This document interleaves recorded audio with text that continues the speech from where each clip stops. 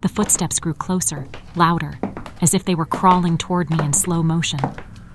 I wanted to scream, but terror gripped my throat, sealing my lips. Suddenly they stopped, right in front of my bed.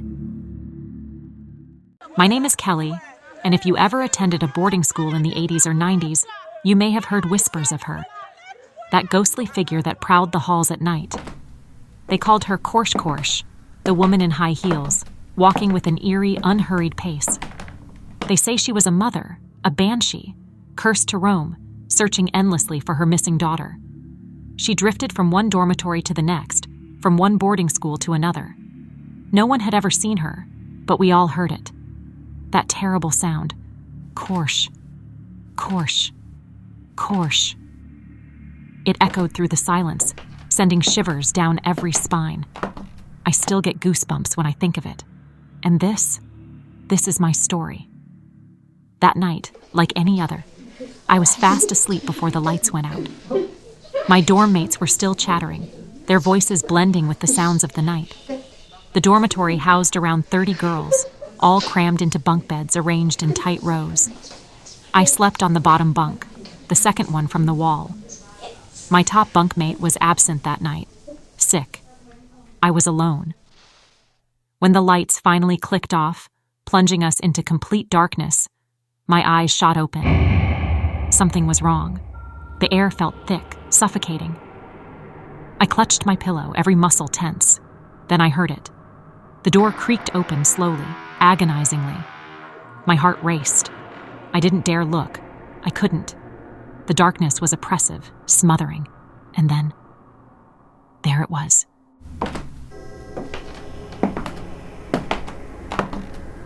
The sound of those high heels, heavy, deliberate, echoed down the corridor of beds.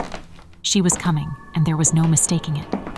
My heart pounded in my chest, so loud I feared she could hear it too.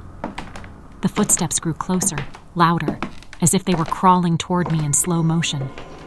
I wanted to scream, but terror gripped my throat, sealing my lips. Suddenly they stopped, right in front of my bed. I was paralyzed, holding my breath, willing myself to disappear. Then I felt it, a light brush against my hand. Her gown, cold, real. My skin prickled, and before I could stop myself, I wet the bed in fear. She began to climb the ladder to the top bunk, the metallic clink of her high heels echoing in my ears. She moved slowly, as if savoring the moment. I could feel her presence above me, lingering. And then she moved to the next bunk, the next, and the next. Finally, she reached the last bunk, the one without a mattress, only a stack of books. And then silence. The books crashed to the floor with a deafening thud. She was gone.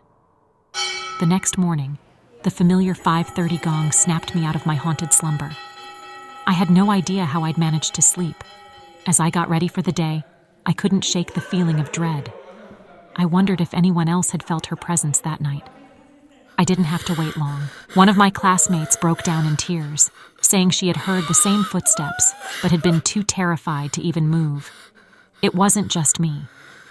And the pile of books scattered across the floor was proof enough. That night, I decided I couldn't go through it again. I placed an iron bucket in the middle of the aisle, hoping, praying it would trip her, or at least give me a sign before she reached me. I slept before everyone else, bracing myself for the worst. When lights were clicked off, we were in complete darkness. My eyes shot open again. Then it came. The sound was unmistakable, her footsteps heavier, angrier, closer. The bucket rattled as she kicked it, and I almost flew out of my skin. The footsteps stopped, again, right in front of my bed. She knew. She knew I had placed it there. I squeezed my eyes shut, waiting for her to punish me. She stood there for what felt like hours, as if deciding what to do with me. My pulse thundered in my ears, but she did nothing. After an eternity, she walked away, her footsteps fading into the night. The next morning, the dorm was buzzing. More girls confessed they had heard her too. They had all been too terrified to sleep. I couldn't take it anymore. I confided in a friend from a different dormitory, the head girl. She told me I could stay with her, and I gladly accepted. Their dormitory had faulty lights, which stayed on all night. At least with the lights on, I would be safe. Or so I thought. That night, I went to bed early, lulled into a false sense of security. But sometime in the dead of night, I awoke. The room was still, but the air felt wrong. My heart sank as I heard it again.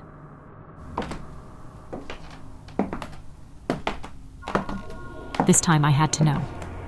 I had to see her.